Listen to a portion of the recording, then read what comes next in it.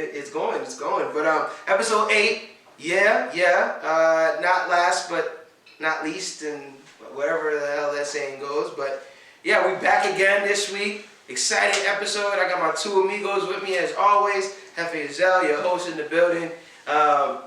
You don't need to introduce yourself. Just how was the week, my brother? By the way, it's Flacco. Hi guys. Nah, bro. This week was different. Had some family come up for the week, so spent a lot of time at the crib with everybody. Tough week, needless to say, but you know, we got through it. But yeah, glad to be back. I know we missed a week of recording, so you know, we had some people text us. On the side, some people was like, "Yo, where's the episode? Where's the episode at?" And when you guys see this, quick hiatus, but we back though. Yeah, we back. Yeah, I missed y'all. Yeah. It's needless to say, for the remainder of the season, it's definitely gonna get hot. Yeah, real hot. Real hot. To the right, my man Dom. How was the week? It was straight, the usual. 9 to 5. It was Mom's birthday, and then Mother's Day is this Sunday. So Yeah. How you dealing with that? That's a double whammy. It's an expensive week. Yeah. Do you get gifts for each day? No, I just get big. I usually do numerous gifts, so now I'm just gonna split it. Some for her birthday, some for Mother's Day. But yeah. That's expensive. Yeah, it's a very expensive week. Wow, first week of May is always very expensive. Wow. Well, that said, my week has been good. My time has been good. God has graced me. Been taking quarantine day by day, and starting to enjoy the weekends again. Yeah, for sure. Yeah. Before I dreaded the weekends. Now I'm like, I got some time. I picked up some video games, picked up some hobbies, and I just been doing my thing with that. And making money too. That never hurt nobody. So Absolutely. Here I am. Here we are, and ready to pod today. All right. But on a serious note, we do have some, unfortunately, not so, I guess, what's the word I'm looking for? Great news, positive news to kind of touch upon. In Indianapolis was the case of Sean Reed.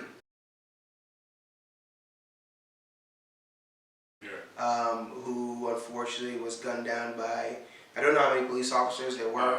Upon the report, it said it was just one. It was an interaction with one police officer, but then numerous showed. I think he was being chased by one. He was, yeah. And then they called off the chase because it was too dangerous. Then when he started fleeing on foot, another cop saw him and then chased after him, and unfortunately ended up with a fatality. Fatality, yeah. And I just want to focus on that because there was an interesting conversation that's brought up, and I'll get to the social injustice case that unfortunately we'll be going over. So one thing, as soon as I got the news that was brought up and people around me, we had a conversation about, was the fact that it was a high-speed chase. So because it was a high-speed chase, obviously Sean Reed in that moment, the moment it becomes a high-speed chase, usually you're breaking the law. You're going fast, you shouldn't be, and different things like that. I can apologize for that, but you're going fast and you shouldn't be. But my question is, right, I used to be someone to think about, well, how did it get to that point, right? I used to focus on that primarily. But I've since changed, understanding that it's so much bigger than that. Do you think that, I won't even put publicly, but do you think that black people should hold the young man responsible for what transpired before, unfortunately, the fatality? So you're saying, should he be held accountable for putting himself in our eyes? I'm talking about in our eyes. I'm not even talking about in the eyes of the law, because we know the eyes of the law is not really meant for us. No, I'm talking about in black people's eyes. I see where you're coming from, because I think about, so like when things like this happen, I always think about the whole picture, the whole story, not just that moment where someone got gunned down by the police or beat up.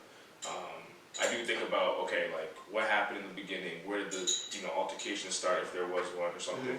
And honestly, like it is something that we should think about because there are cases where sometimes the story may not be like, oh, he wasn't doing anything. Like sometimes, unfortunately, I gotta say it, like the person does put themselves in a situation where it could escalate into something bigger. But with that being said, even though that does happen, I feel like again, like as law enforcement should be able to, kind of their job is to de-escalate the situation, right? For sure, yeah. So by beating up a person is not necessarily de-escalating a situation, no matter what they did. You know what I mean? Yeah, Especially if if someone is unarmed or claims to be unarmed, like. And I'm not a cop, so I don't know, and I'm not in those situations. But I feel like the first thing that they should be able to do is do everything they can to de-escalate the situation without having to use force. Force, right? Right. Yeah, okay. And then. And by force you mean by force that using a gun, using a baton or whatever, like. Just to be clear, because like there's different things of force. Like for example, some people bring up, why wasn't he tranquilized? Right. Which would be considered force, no? Right, that would be considered force, but I feel like that would be a safer way to. But they did. There was a taser involved. Okay. There was a taser involved. Yeah. That's news to me, but I read the full, not the full police report, but I read the article on the New York Times of the interaction. But there was a taser, and they said allegedly he shot as well. Because they recovered a gun next to him, but the history we have, you tend to take that with a grain of salt. Yeah. Babe, we did not know that part. No. Right. But we're learning as we go. And that's which I'll continue. Well, no, I'm getting into that, like because we don't know the whole story, we don't really know. We're only seeing from the social media perspective, from the media perspective. We don't know exactly what happened, so it is hard to kind of make not predictions, but like judgment on what should have happened versus what actually happened. But in this case, it does seem like it could have been handled in a different situation. Okay. Let me ask you. One of the interesting things that you just brought up and kind of just sparked a question in my head is, do you think, obviously we're in a fast-paced media, we digest information so quickly, as black folk, do you think then we should give the story time to develop?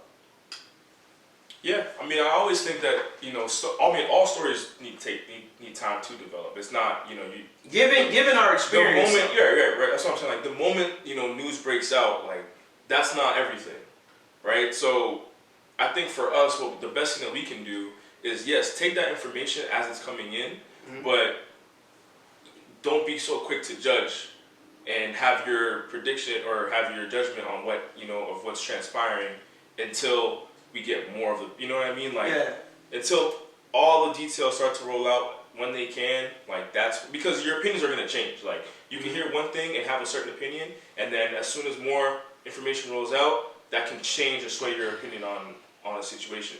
So I think it is always good to wait and see until at least you have more information than, when you started with. So do you feel that then, and I'm sorry to bombard you with questions, but do you feel that then, in hearing your response, that black folk owe it to themselves to do that? Because my thing is, given our experience in America and our history, when we hear something like this, we're like, here we go again. So I'm not sure if we even have the space to be like, let's give the story time to develop. Because especially as a black person, when a black person is mad about an injustice that happened to one of us, if you're not on board as a black person, people look at you like, what's good with you? What's up with you?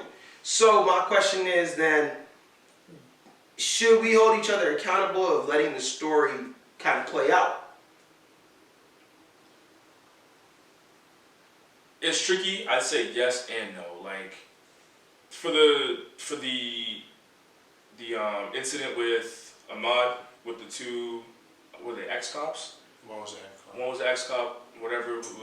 He was jogging down. Like, we see a clear video of that. So it's like, once I see something like that, I'm like, there's nothing. There's nothing more. There's nothing more to tell me like that could sway my opinion on this matter. In this situation, all we really have, in Sean Reed's situation though, it's different because all we have is a Facebook Live. Exactly. So like this is very, very heavy on my heart. Because recently, I challenged myself. I'd always had the perspective that I'm not African American. I'm an African in America, but it's like, when in Rome. If a cop was to stop me, if I was to get charged, whatever, it won't say on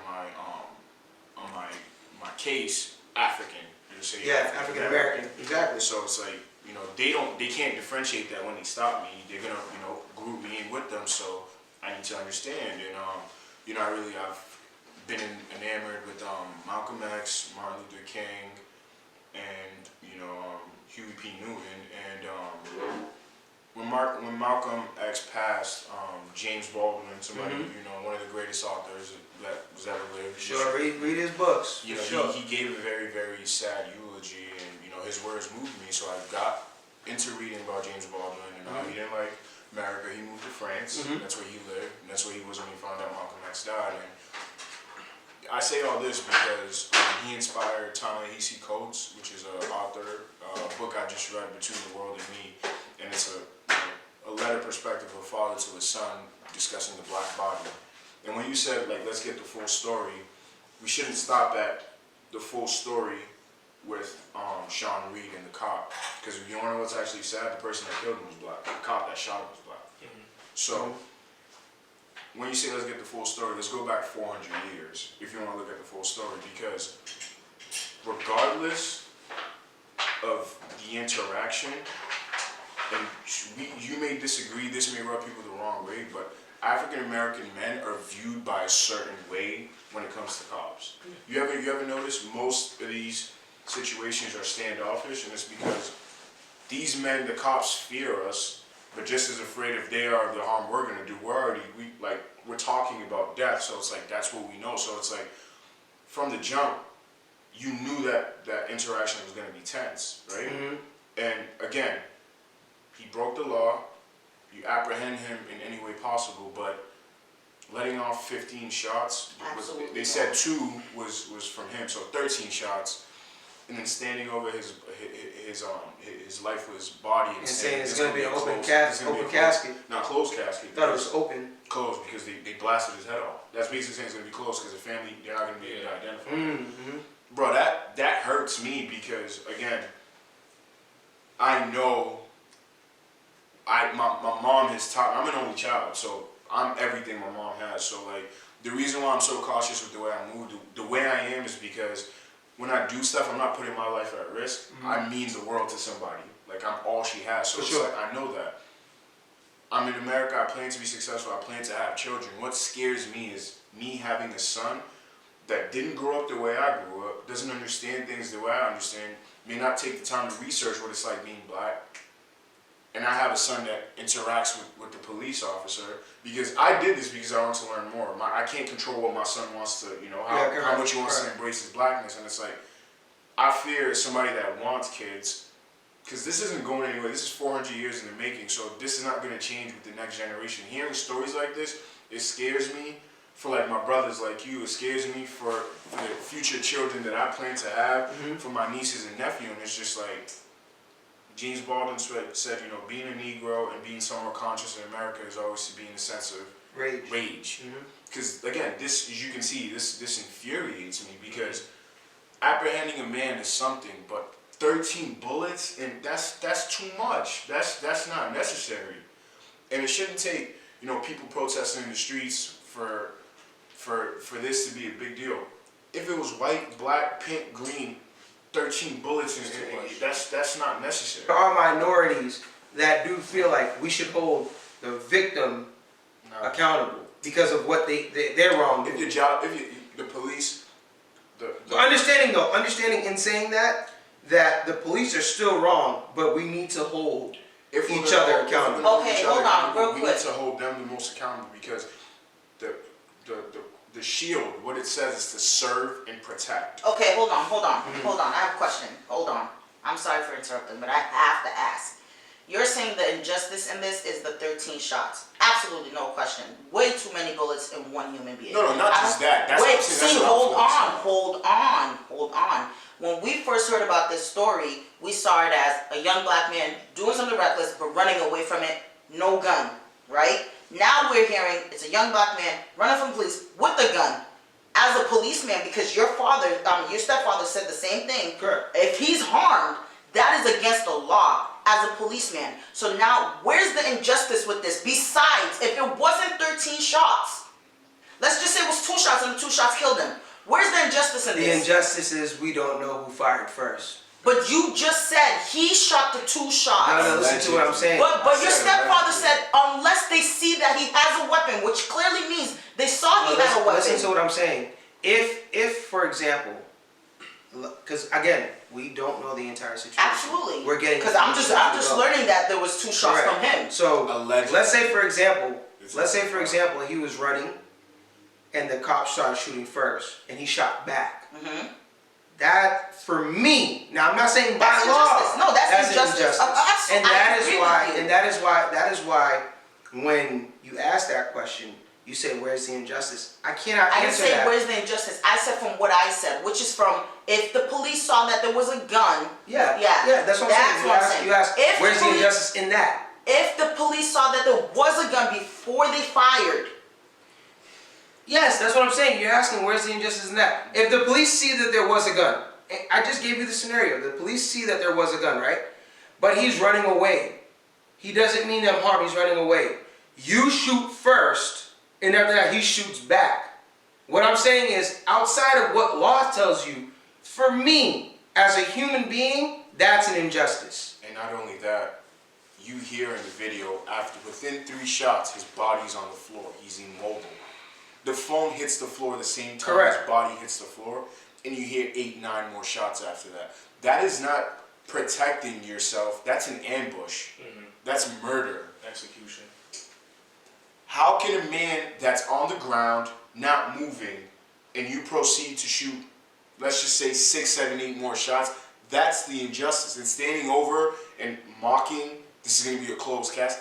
So it's not. Especially a black cop. It's not which is dramatic, news to it's me. not That's- dramatic. Oh my God. It's not a matter. The cop that made the comment, yeah, it was a black. Like, Yeah. It's not that. Oh, what if this? What if that? It's not hypothetical situation. It's what actually happened.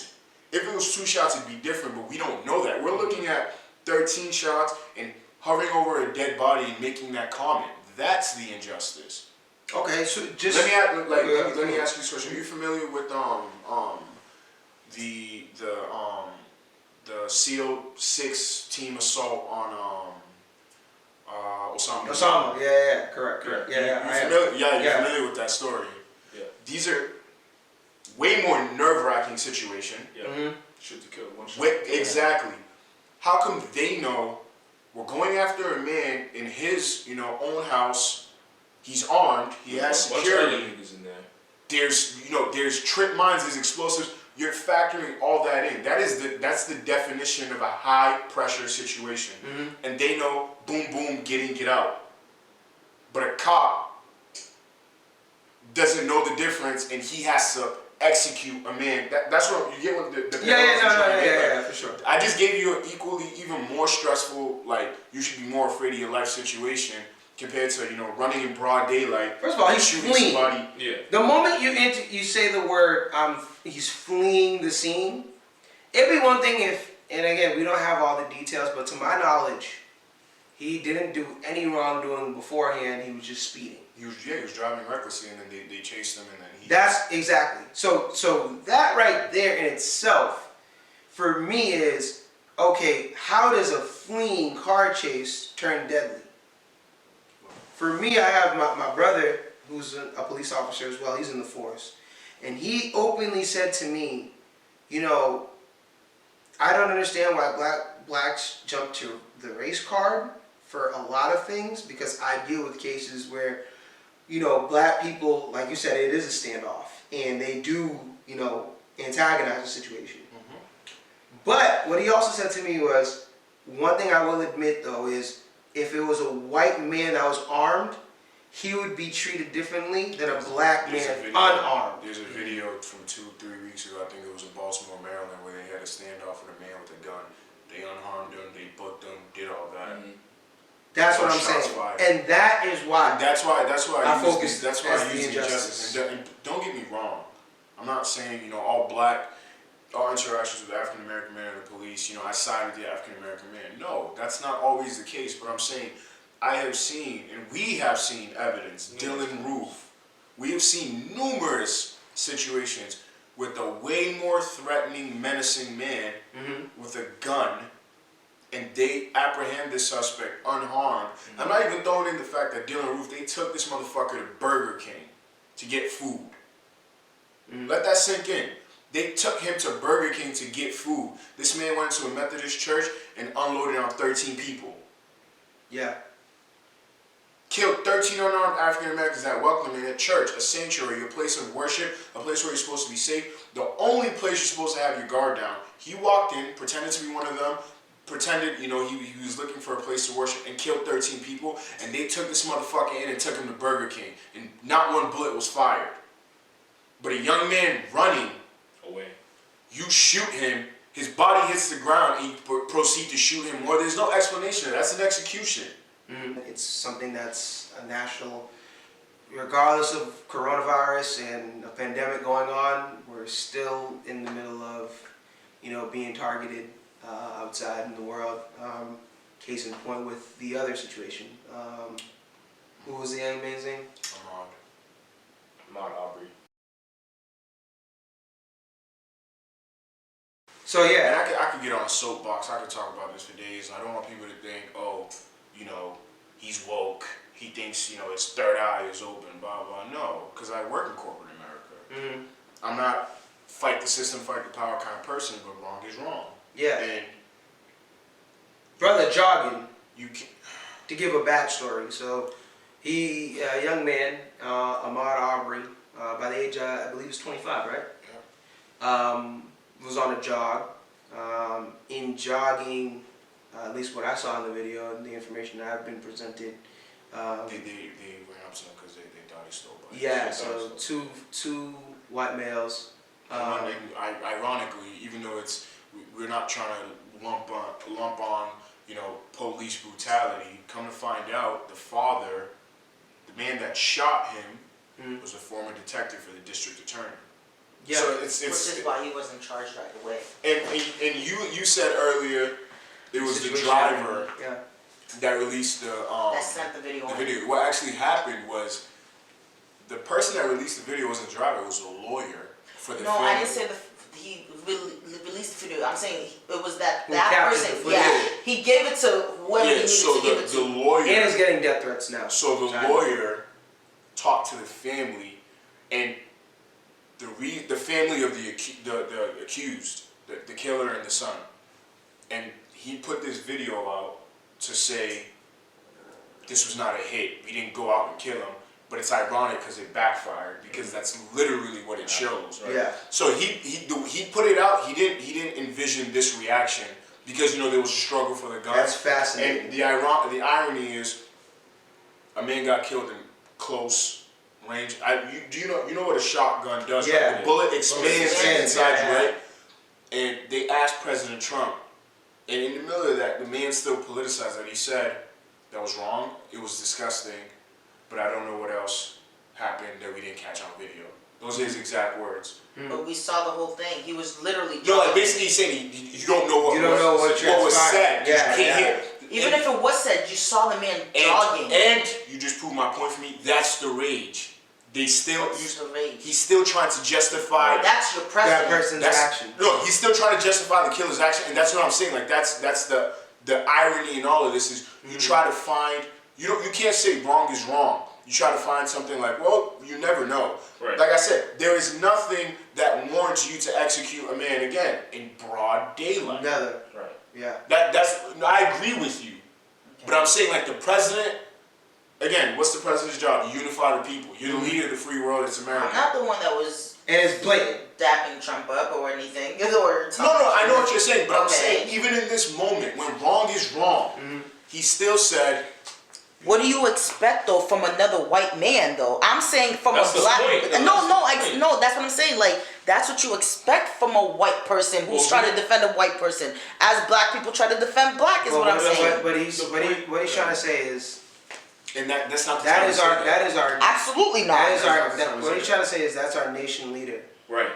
It's either because you have to make a comment on that situation. It's a public. It's a highly. It's You know what I'm saying? So part of your job. it's part of your job to speak on that situation. But the fact that what is so blatant in everyone else's eyes. view, because everyone can see it. Still trying to play And devil's advocate. to still try to play devil's advocate is what Dami's trying to say. And I'm agreeing. In terms of just trying to show you the state that we're still in America. Like you can kill me, And that is what I agree agree with. God forbid you can kill me on camera. There is somebody that is still going to argue. Even you, like, as you And can that's see, why I said, why are you surprised when it comes from a white bigot? No, it's No, he's not. I'm not. No, I know surprised, you're not surprised, but for me, I'm saying like, it goes back to the conversation we had that it's like, you know, we need to hold each other accountable. That's the point I'm trying to tie back to. Like, regardless, I can be on my best behavior. I can say there's videos there's a video of a young man on the floor with his hands up, and he still gets shot.